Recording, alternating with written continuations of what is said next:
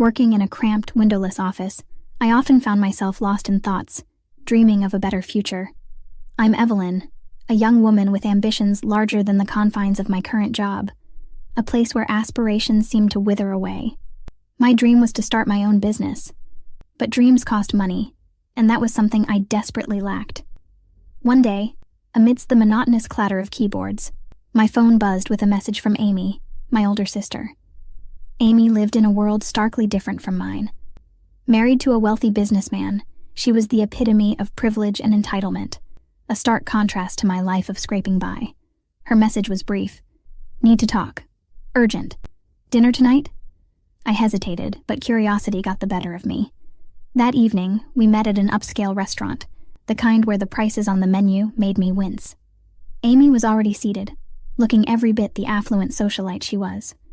"Thanks for coming, Evelyn," she said, her tone uncharacteristically serious.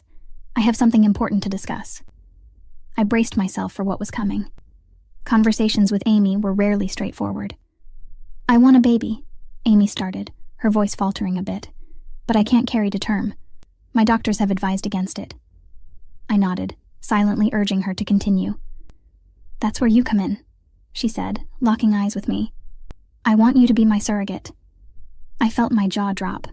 Me? A surrogate for Amy?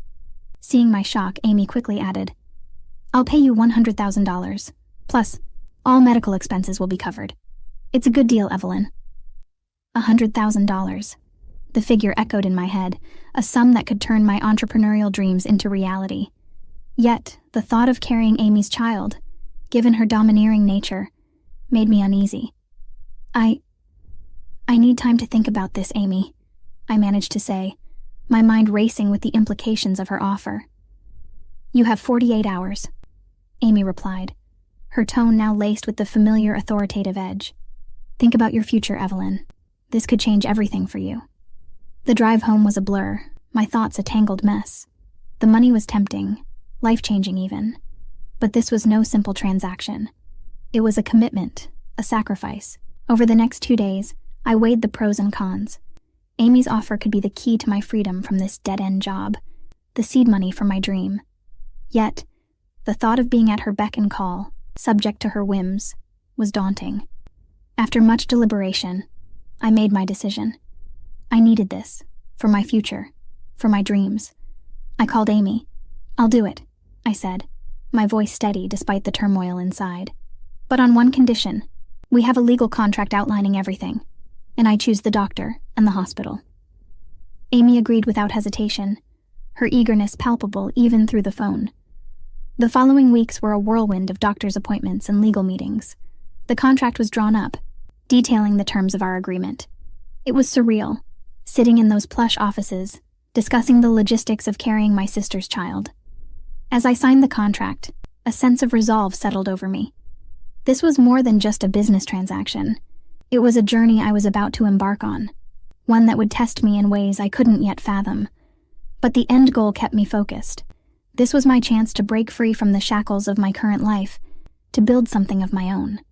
And so the deal was sealed. I, Evelyn, was to be a surrogate for my sister Amy. What lay ahead was unknown, but one thing was certain: my life was about to change dramatically. As the weeks turned into months, my body and life transformed in ways I had never imagined. Pregnancy was not just a physical journey. It was an emotional roller coaster. I, Evelyn, found myself navigating a path filled with both wonder and worry, excitement and exhaustion. The initial stages were marked by morning sickness and an ever-present fatigue that clung to me like a shadow. I watched in awe and apprehension as my body changed, accommodating the new life growing inside me. Despite the discomfort, there was a part of me that felt a profound connection to the baby, a bond that seemed to strengthen with each passing day. Amy, on the other hand, was more interested in the logistics of the pregnancy than the emotional aspects. Our interactions were mostly check-ins about my health and the baby's progress. She seemed detached, viewing the pregnancy as a mere transaction rather than the creation of life. This emotional distance was hard for me, but I reminded myself of the reason I had embarked on this journey, my dream of starting a business. Then came the day of the routine checkup, a day that started like any other, but quickly turned into a nightmare. The ultrasound technician's face fell as she studied the screen, her expression morphing into one of concern. "There might be a problem," she said gently. "There are indicators of possible genetic mutations." The words hit me like a physical blow. Genetic mutations? What did that mean for the baby? For the agreement with Amy? I was reeling with questions and fears when my phone rang. It was Amy, and she had already been informed by the doctor. "Evelyn, I can't do this," she blurted out, panic lacing her voice. "If there's something wrong with the baby, I don't want it. I'm not going through with this." Her words struck me with the force of a tidal wave. This was not just a simple change of mind. It was a complete abandonment. "You can't just back out, Amy," I argued, my voice shaking with a mixture of anger and disbelief. "What about the baby? What about the agreement?" "I'm sorry, Evelyn," she replied coldly. "I'm signing away my parental rights, and I won't be paying you the rest of the money. This isn't what I signed up for." The call ended, leaving me in a state of shock. Betrayed, alone, and pregnant with a child that might have health issues, I felt the weight of the world on my shoulders. In the days that followed, I grappled with a tumult of emotions. Anger, betrayal, fear, and a profound sense of responsibility for the innocent life inside me. I could have walked away, could have chosen the easier path, but something within me, a deep-seated resolve, wouldn't allow it. This baby, despite the circumstances, was a part of me, and I couldn't turn my back on it, regardless of Amy's actions. So, I decided to see the pregnancy through. It wasn't going to be easy. I knew that. There were so many uncertainties, so many fears, but I was determined to face whatever came my way. As my pregnancy progressed, I found strength in places I didn't know existed. I readied myself for the challenges ahead, both known and unknown. I prepared for the birth of a child whose future was uncertain, but whose right to life and love was undeniable.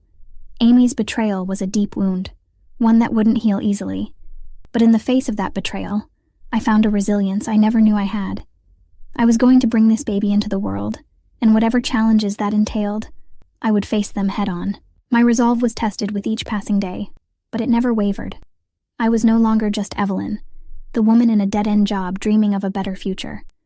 I was Evelyn, a woman of strength and determination, a woman who would fight for the life of her unborn child, no matter the odds. The months leading up to the birth were a blend of anxiety and anticipation. Carrying a child, especially under such complex circumstances, was a journey filled with emotional turmoil and physical strain. But amidst this chaos, there was a glimmer of hope, a stubborn resilience that kept me, Evelyn, going. The day of delivery arrived, shrouded in uncertainty. Lying in the hospital bed, the memories of Amy's betrayal echoed in my mind. She had abandoned us, her own flesh and blood, over an unfounded fear. But as the baby's cries filled the room, a wave of relief washed over me. The doctors were astonished. He was perfectly healthy, a stark contradiction to the earlier medical concerns. Holding my nephew for the first time, I felt a surge of protectiveness. He was innocent, caught in the crossfire of adult follies. Despite the joy of his health, the sting of Amy's abandonment lingered. It was time for justice. I filed a lawsuit against Amy and her husband, not just for the breach of our surrogacy agreement, but also for the emotional damages they had callously inflicted. The legal battle that ensued was nothing short of a David versus Goliath scenario. The courtroom became a stage for the unfolding drama. My lawyer, a seasoned professional with a sharp mind, laid out the case with precision. We presented the signed contract, the medical records, and the undeniable fact of the baby's health. Amy and her husband sat on the opposite side, their faces an amalgam of arrogance and disbelief. They had come expecting an easy win, underestimating the gravity of their actions. As I took the stand, I felt a cocktail of emotions: anger, hurt, but above all, determination. The defense attorney tried to paint me as a mercenary, exploiting my sister's desperation. But I held my ground, recounting the events with clarity and conviction. "The agreement was clear," I said, my voice unwavering. I upheld my end, despite the unforeseen challenges. Amy chose to abandon her child based on a possibility, a fear. She reneged on her promise, both as a sister and as a contractual party. The cross-examination was brutal, each question designed to rattle me, But I had truth on my side. The evidence was irrefutable. The signed contract, the testimony from my doctor, the healthy baby boy who was now in the care of a loving foster family, awaiting adoption. The turning point came when my doctor took the stand. Her testimony was compelling, detailing the emotional and physical toll the pregnancy had taken, exacerbated by Amy's abandonment. The jury's faces were a mix of sympathy and indignation as they absorbed the details of the case. Amy's defense crumbled under the weight of evidence and moral accountability. After what seemed like an eternity, the jury returned with their verdict. Guilty. Amy and her husband were ordered to pay the $100,000 as per the agreement, along with substantial compensation for emotional damages. As the judge pronounced the verdict, a sense of surreal relief washed over me. Justice had been served. The financial compensation was significant, but more importantly, it was a moral victory, a validation of my struggle and pain. Walking out of the courtroom, I felt a burden lift off my shoulders. The legal battle was over, but its impact would last a lifetime. The victory was not just about the money. It was about standing up against betrayal and fighting for what was rightfully mine. I, Evelyn, had faced an unimaginable challenge, but emerged stronger and more resilient. The journey had been fraught with pain and betrayal, but it had also been a testament to the strength of the human spirit. The road ahead was uncertain, but I was ready to face it, with my head held high and a renewed sense of purpose. The courtroom victory was a monumental turning point in my life, a triumph against injustice and betrayal. After much contemplation, I made a decision that was both painful and selfless. Despite having legal custody, I knew that providing him with the best possible life meant giving him up for adoption. The process was heart-wrenching, but when I met the adoptive parents, a warm, loving couple who had longed for a child, I knew it was the right choice. As I handed over my nephew, my heart ached, but I found solace in the knowledge that he was going to a home filled with love and stability. "Promise me you'll give him all the love he deserves and more," I said to the adoptive parents, tears brimming in my eyes. "We promise, Evelyn. He will be cherished every single day," they replied, their voices filled with emotion and gratitude. Meanwhile, Amy's life began to unravel. The lawsuit not only damaged her financially, but also strained her marriage beyond repair. Her husband, who had once stood by her side, could no longer overlook her actions and the ensuing legal humiliation. Their arguments became frequent, their once opulent home a battleground of resentment and blame. "I can't believe you did this, Amy," her husband said during one of their heated arguments, which I later learned about. "Your obsession and your decisions have brought us nothing but shame and loss." "I did what I thought was right," Amy retorted, her voice laced with defensiveness and regret. "Right for who, Amy? Certainly not for that innocent child, nor for us," he shot back, his disappointment palpable. Their marriage eventually crumbled, leading to a bitter and public divorce. Amy, who had always portrayed a facade of perfection, now faced the harsh reality of her actions. Amidst these tumultuous events, I embarked on a new chapter of my life. With the settlement money, I finally realized my dream of starting my own business. The journey wasn't easy. Entrepreneurship demanded resilience, hard work, and relentless determination. But I was ready for it. Armed with the lessons learned from my recent trials, my business gradually grew, reflecting not just my ambition, but also my newfound strength and independence. I had turned my ordeal into an opportunity, my pain into a purpose. The sense of achievement was exhilarating, a stark contrast to the years spent in the shadows of others' whims and entitlements. As I reflect on my journey, the moral complexities of the decisions I had to make still linger in my mind. The choice to give up my nephew for adoption was heart-wrenching, but it was a decision made out of love and hope for his future. Standing up to Amy was daunting, yet necessary to reclaim my dignity and rights. Through this ordeal, I grew not just in strength, but in wisdom. I learned about the depths of human resilience, the importance of standing up for oneself, and the power of making tough but right decisions.